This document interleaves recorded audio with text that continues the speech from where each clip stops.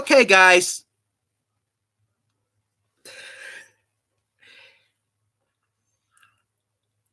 Hey, guys. Tyler here. But what is Z&T? Well, big guy's wondering, why is this number say Z&T1?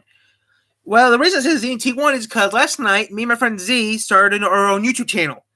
So I thought, how to hook channel, then putting up a quick video, putting up a fake number. Now, the channel will not upload. Okay. We have one video up already. Okay, this is the channel. This is what the picture looks like. Okay, looks like that. Okay, we officially have not come online yet. Until we're going to be going online. We'll be not making videos until Thursday, guys. Thursday. Some videos will be on the channel. Some videos will be on the main channel. This channel. Some channels will be on the other channel. Some channels will be on the third channel. Yes, I have a third channel now, guys. I have this channel. I have another channel that I don't even use anymore.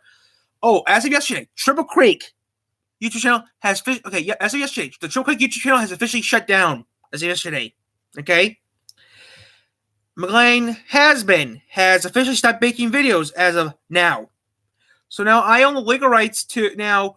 The Z&T channel was Zach and Ty. I'm Ty, so that's why. Now Zach had the idea for this, so it's Zach and Ty. Okay. Now I looked online. There's another channel that had Zach and Ty, but I thought, you know what? Just make our own channel, and within 24 hours, we already had a couple subscribers. Now, all the footage will not be live until further notice, okay? Because we don't have enough subscribers. We started the channel last night, but a couple hours ago. So we have one on the channel right now. It's a quick short. As of now, we will put some more stuff on the channel, but right now we're not. Zach and Ty is a division of H&M Michico. Now let's start. With this. I'm going to be watching Big Chugs do a Mountain Dew thing. And this one has KFC in it, so here we go. This is another Mountain Dew challenge. This time in the cold. These are some of the flavors we didn't get the first time. Behold, it's the Mountain Dew. Wait, you got the Violet back. Now, last time I watched Chugs do the Pop Cherries, it was pretty cool. Last time, he had a can of Mountain Dew Violet, and this time he's a bigger can. Oh, hello, JH Games Everything. I started a new YouTube channel. I'm sorry, Z wanted it, so I had to do it for him, okay? Yes, hi, Zach. Hi, John. Yeah, Zach wanted to do another YouTube channel, so I'm doing it for him. Don't worry, John. This channel's not changing at all. I just started a secondary channel again. I had another secondary channel, guys, that at this time I'm not using anymore. I might lose it soon. Who knows? But yeah, this channel, Z&T, are staying on until further notice. We're gonna be doing everything on a cell phone, so don't worry, guys. The computer's not getting used with him. Besides what we're doing tomorrow, what I'm doing Thursday with him, I don't want to tell you. But we're going to have some videos uploaded, but most of the videos will still be H&M, okay? H&M number, blah, blah. This one was just a joke. Z&T episode 1, it was a joke, okay? This episode, anything that has my channel name on it, I still run. I still will be working on maybe Lockhart Films eventually. That will also be maybe on this channel or on his channel. I'm not sure yet. But we're still keeping everything the way we used to keep it, guys. I'm just going to be reacting to now. I'm going to react to Chugs doing the Mountain Dew challenge. Haven't seen it yet. So here we go.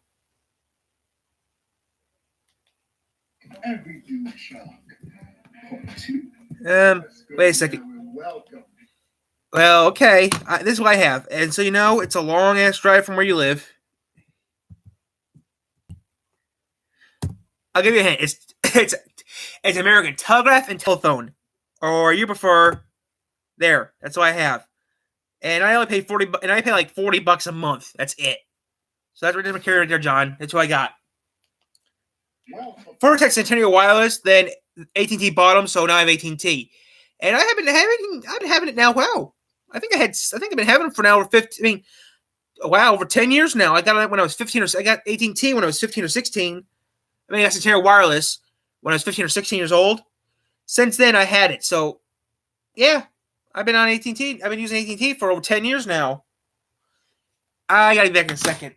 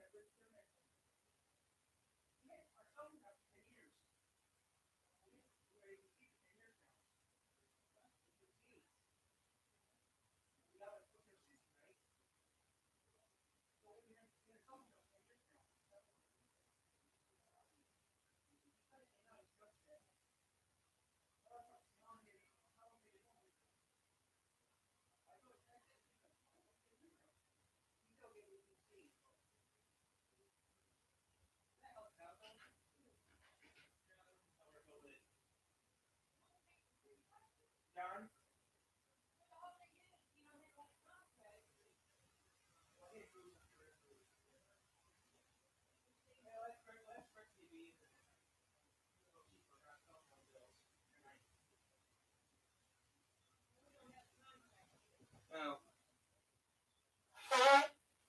Okay, so it won't work. Okay. Okay, so that won't work. Okay. Yeah, we got AT&T, John, and I'm only paying $40 a month. And the problem is, you have two choices. You can have a contract, or you don't need a contract. I don't have a contract. The thing is, though, you keep your phone hat, you can keep your phone number and everything. All you have to do is just switch it over, which will cost you an extra few bucks. But yeah, I got AT&T. It works great. So Google Apps updated.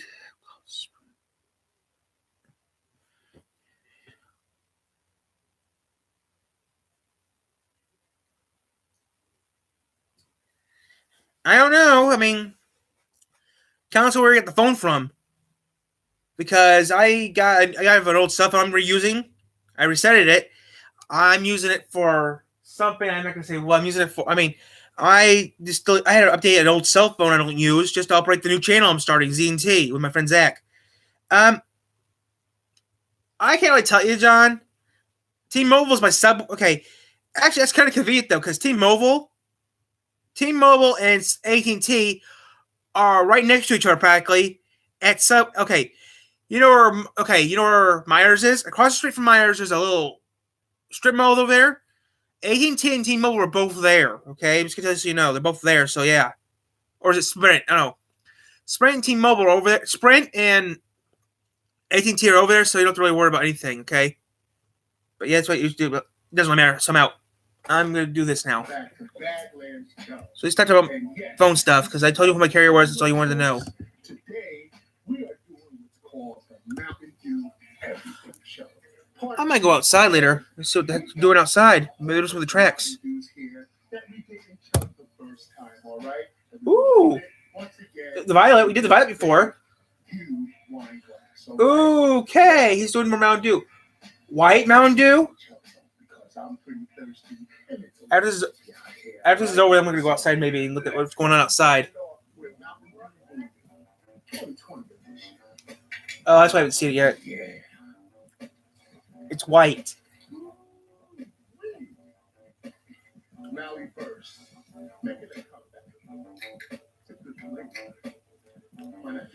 I'm gonna charge you up some more, so I have you for funsies later.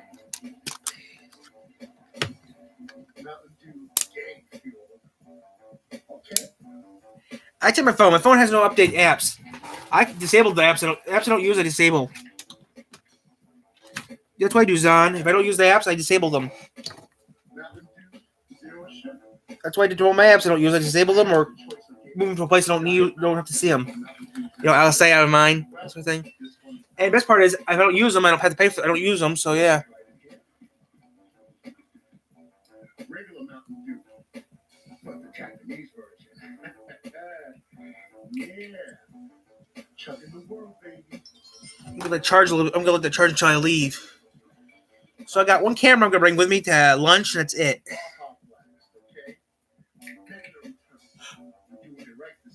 Baja Blast is in a can now, so you don't have to go out. So you don't have to go to Wichita to buy it. Okay, I don't know, John.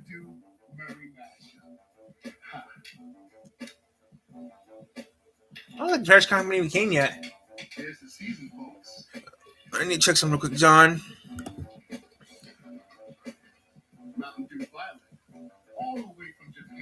Now it's a bottle. 20 minutes left, okay? I'm not leaving until 10 o'clock, so yeah.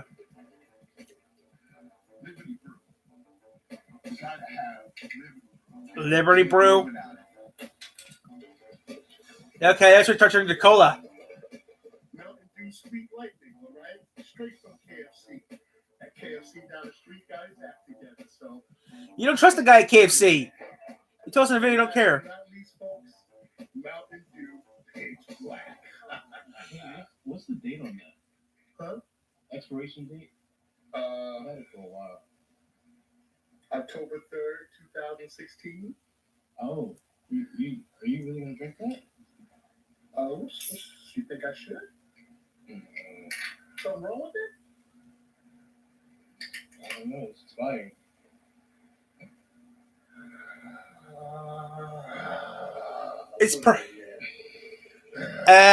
Yeah, I'd be risking that. You can't disable.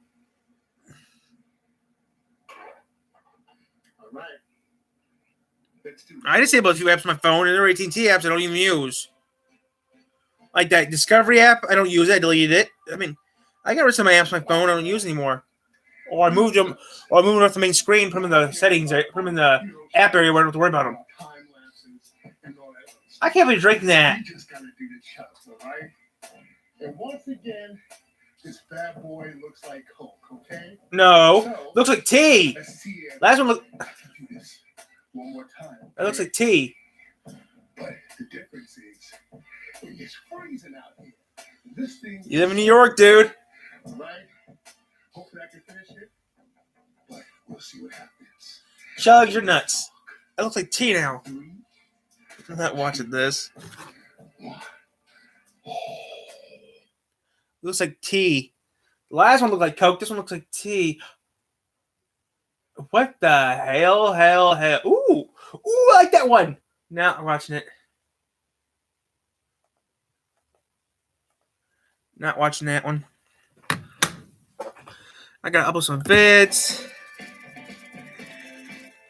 Working at the car wash. So I don't know, John. I don't have 18. I have 18T. See. So I don't know, John.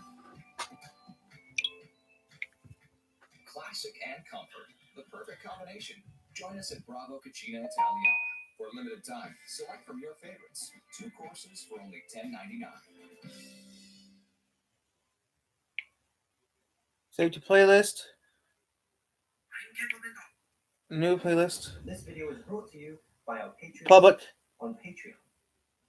If you were put in charge of one mission Car wash. to take down the North Korean regime, a mission that had previously left world leaders beaten and befuddled, where failure could result in changes to the political and physical landscape for generations to come, what would you do?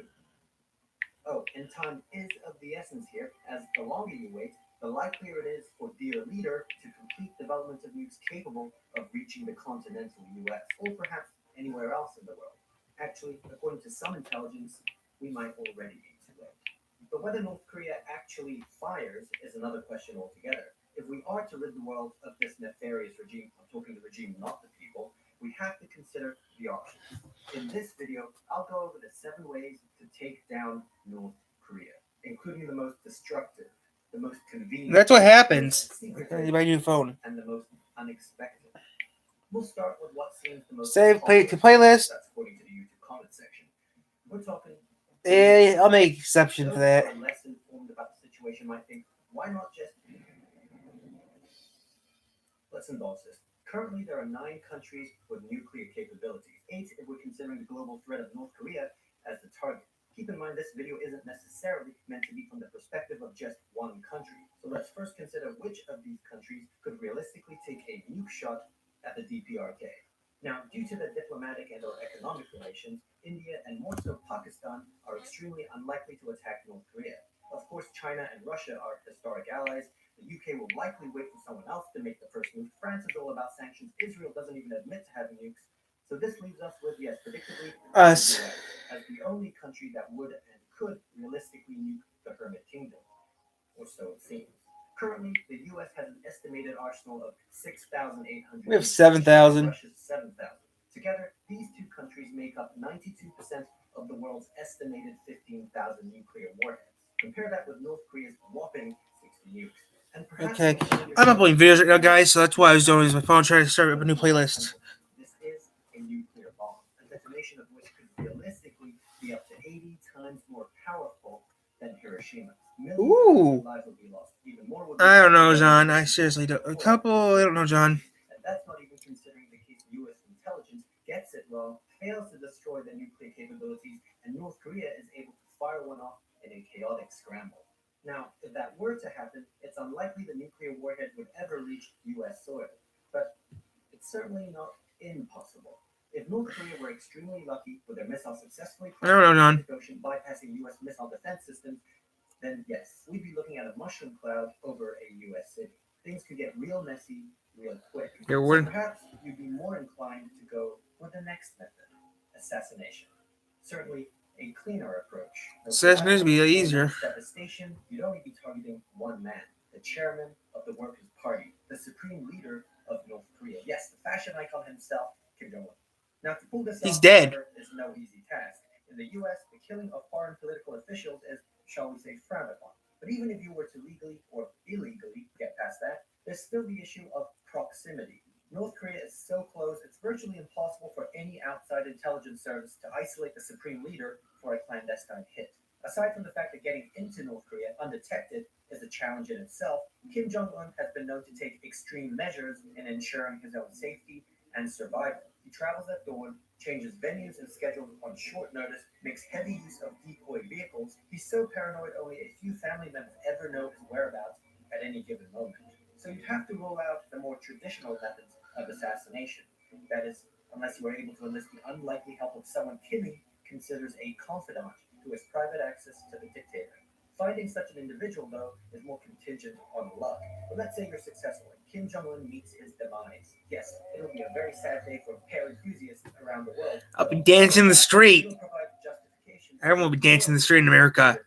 There'll be friendships and stuff. Head of state is the definition of an act of war. And whoever takes the reins after him, whether an elite member of the Workers' Party or yet another Kim family member, may want to demonstrate strength through retaliation. Thus, it may Well, be that his sister's the brains of the operation. What do you expect? that high-ranking officials His sister's the brains. I think his sister would take over. taken out. And Right. along with any Brother doesn't want to do squat. Brother's not even. Assuming the case, you'd want to do this with minimal civilian casualties. How about then an invasion? A military invasion. We did that. Preferably one that's highly strategized, extremely well coordinated, hitting all the right targets at once with help from various nations. For this, you would first need to heavily bolster the amount of military assets within striking distance of North Korea. Like Guam? Build a large enough attack force that can overwhelm. How far is Guam from Japan? Is the question. That's the Such a question. massive military mobilization can't be hidden. North Korea will instantly know what's up. Kim Jong un may be ridiculed in many parts of the world, but what he is a student of history. He paid attention when Saddam Hussein pretty much allowed the US led coalition to build up their immense fighting force right on Iraq's doorstep. He knows that once the US and allied forces are in place, they will take out his weapons of mass destruction, move across the 38th parallel, and cripple DMZ. his regime. The only chance he would have in this scenario is to strike first. We already know that a North Korean nuke is unlikely to hit the continental US, but that's not the case for South Korea and Japan.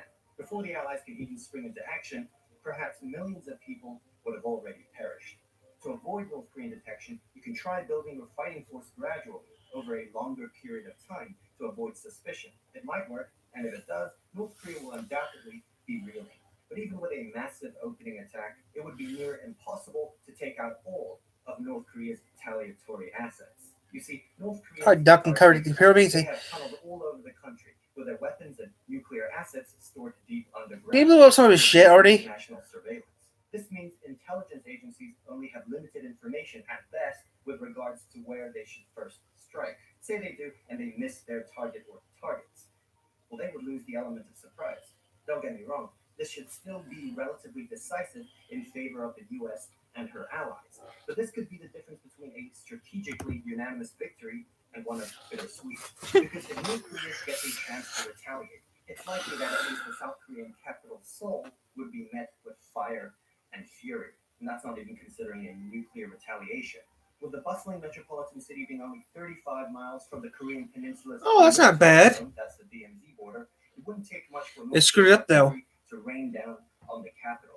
Chemical and biological weapons are also well within their arsenal, which makes the entire situation even scarier.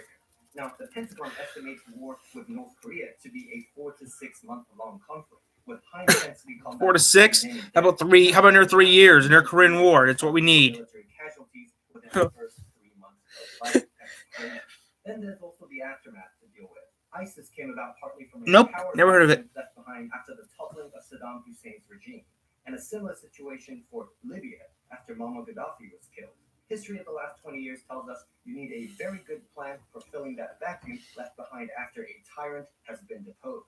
North Korea is no different. Rising from the ruin could be a threat far worse than even Kim Jong-un. Now, speaking of something far worse, what if North Korea's allies decided to step in? There may be a few countries that come to mind, but the most prominent historic ally of North Korea is China. China is particularly adamant in maintaining North Korean stability due to the potential ramifications of a united Korea under U.S. influence. This would strengthen U.S. presence in the east, something China does not want. Also, should the entire Korean peninsula become one under the Republic of Korea, U.S. military would be free to move their troops all the way up to the Chinese borders. There's also the humanitarian crisis to deal with. Should the DPRK collapse, millions of poverty-stricken North Koreans would force their way into the country, causing great social disruption to China. So you can understand China's perspective in all of this. Unfortunately, it just so happens to be North Korea's greatest defense against any and all foreign threats. What then if you could remove this layer of protection? Okay. What if you were able to somehow get China to completely stop its support of North Korea? Well, one thing's for sure, those economic sanctions that never seem to work, the likelihood just went up. It might actually start working. After all, China provides North Korea with most of its food and energy supplies. The Chinese-North Korean trade accounts for more than 90% of the Hermit Kingdom's total trade volume. If China decided to call it quits, they're kind of screwed. Oh, yes, they are. North Korea would either have to play ball with the international community. Well, I'm watching John Serious. 16 minutes left. This latter option wouldn't be sustainable, though, as much of the North Korean population are already starving, living in squalid conditions. If things get worse, as you would inevitably expect, like the famine, sanctions, how much longer do you think Kim Jong-un would be able to stave off rebellion from his own people? Now, you'd be dead. Seems great and all, but why would the Chinese even help in the first place? What's in it for them? Well, you can try convincing them of the inevitable truth, and that is there's simply no way North Korea in its current form would last. The regime will fall, whether by external or internal forces. So when that day finally comes, guess what? China's still going to have that refugee crisis. The U.S. will still be able to prop their troops right up at the border, and all of China's fears would pretty much happen anyway. That is, unless everyone works together now, before it happens, to prepare for and shape a transition that's realistic and indeed taking China's interests into account as well. Donald Trump. Trump did the best he could. I'll give Trump credit. Granted, acting as a sort of buffer zone to more efficiently and effectively deal with a mass influx. For the separation of China and the U.S., it can be agreed that U.S. troops are not to leave the southern part of Korea. Point being, whatever middle ground is reached would be better than the alternative. Now, if you're wondering how realistic this all is, well, it mightn't actually be a...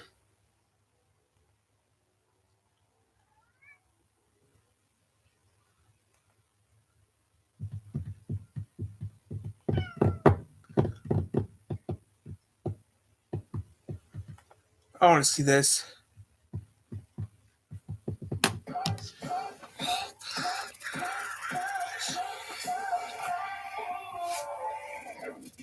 Mama, I think I'm not gonna tell her. But I'm trying to get these videos done with, so I have some fun. This video is sponsored by Audible. Do you think I should? Arguably the most iconic character in history. The big guy has literally done it all. No, do not. You lose everything. You lose names and numbers. You lose everything, John. So do not.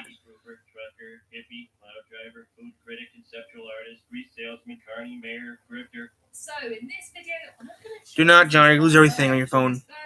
Then you get more. Then you get more apps. So if you want to know how we went from being clones to becoming a robot, then so do not. To find out.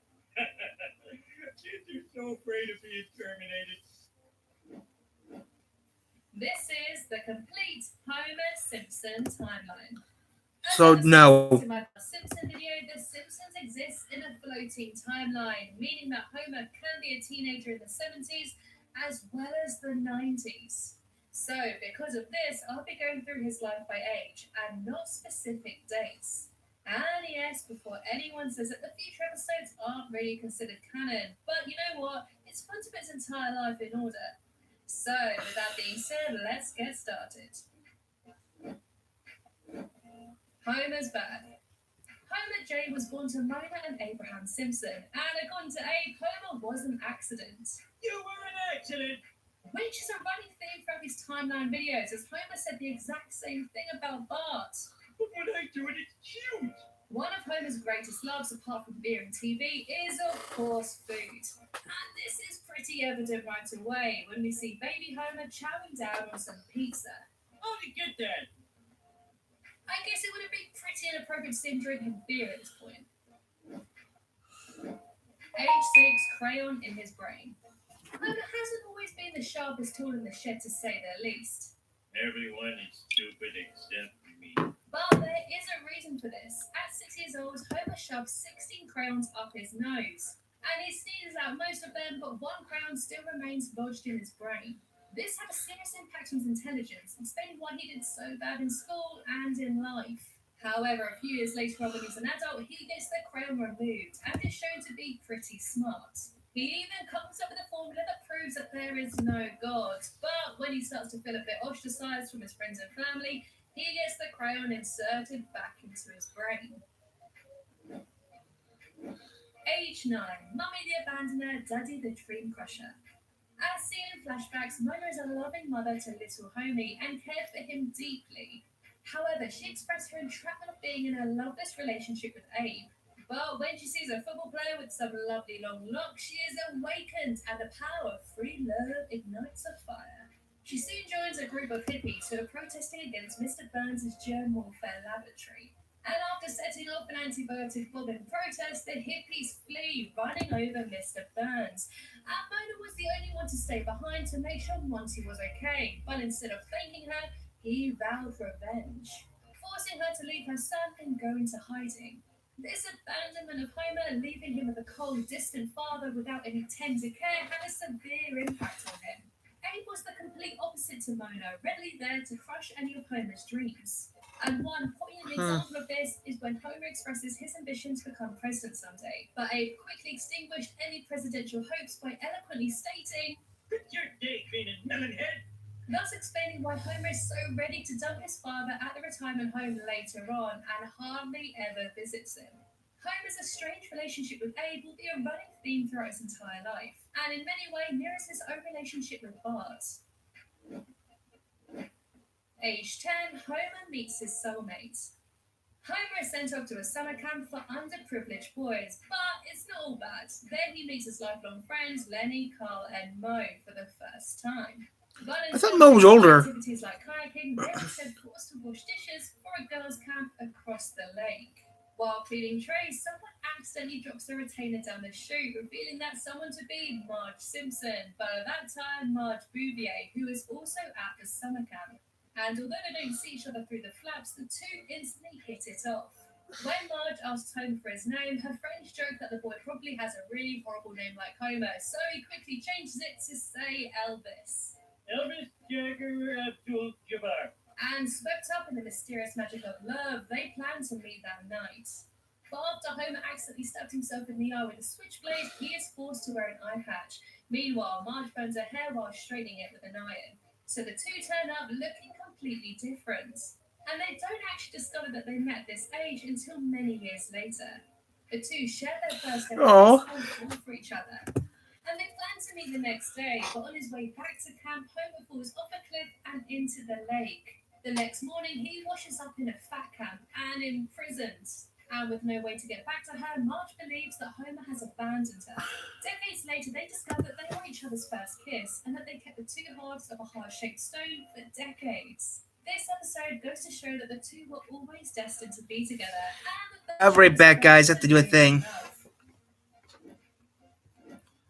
Age 12, the Blunder Years. Oh, I remember this one. At 12 years old, we see Homer, Lenny, and Carl are the best of friends since leaving camp. I'll be back in a second. I'd like to know what's going on outside. Baby sleeping.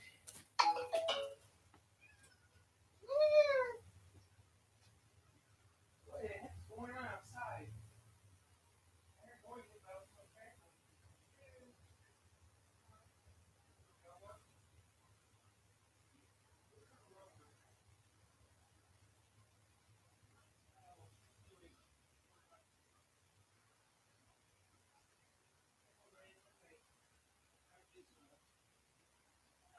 I don't have to wait until I don't leave for like an hour, so I'm good.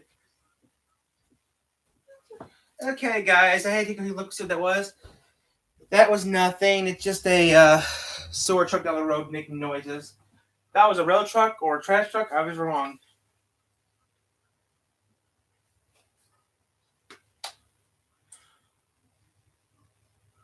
PewDiePie's on, which I don't watch PewDiePie.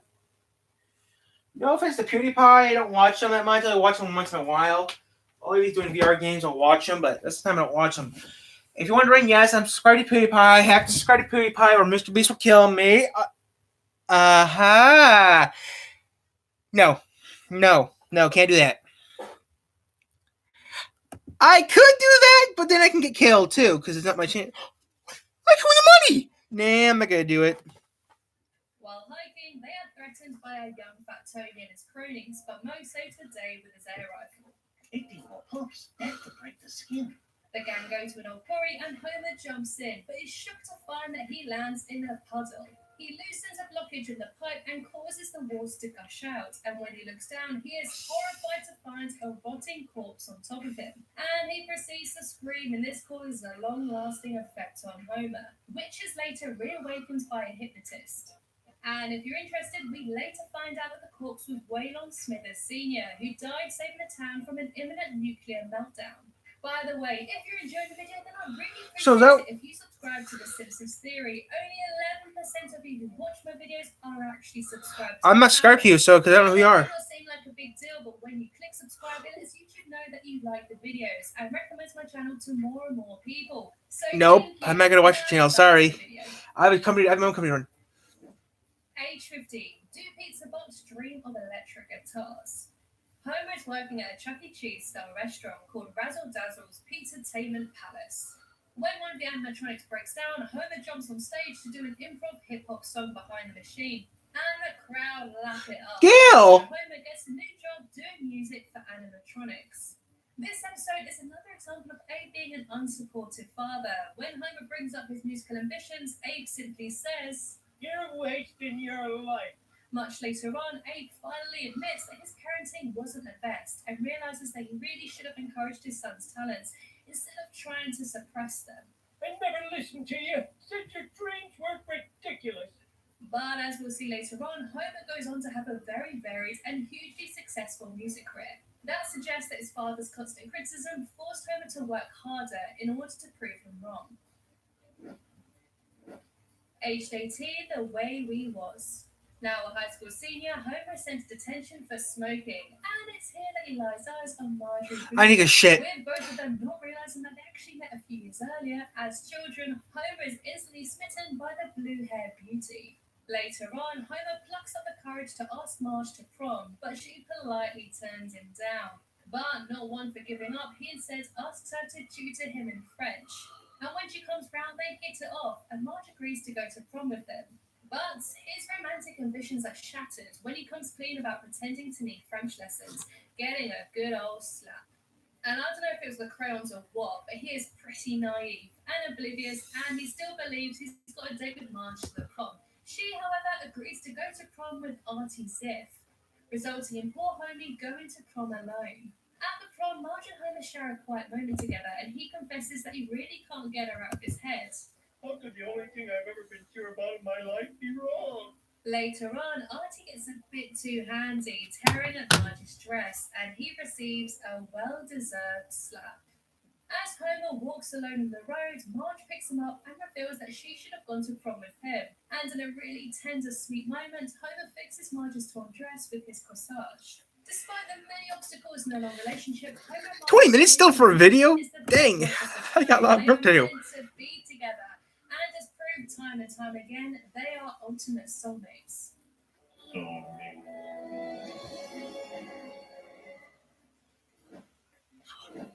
Age 21, that 90s show. Homer and Marge are now living together in an apartment. When Marge gets accepted into college, Homer has to work for his father's laser tag business in order to pay for her tuition. It's counted your break. But when Marge starts college, she falls for her professor, ditching poor Homer, which is super harsh. Broken-hearted, Homer forms a grunge band called Sadgasm. The group become insanely popular, and they even inspire Kurt Cobain to create Nirvana. Who knew? You know that new sound you're looking for? Well, listen to this. Marge eventually realizes that Professor is a giant tool and dumps him, admits her mistake to Homer, and they get back together. Homer has always had a passion for music and would experiment with lots of different genres throughout his life. And he's, of course, always successful at it, whether it's grunge, metal, opera, or, as we'll talk about later, barbershop quartet. Those are His still. musical talent harks back to his humble beginnings as a choir boy. Hey, my voice just changed. This is a story about three siblings and how money sometimes got between them. Checking out the pictures? Yep.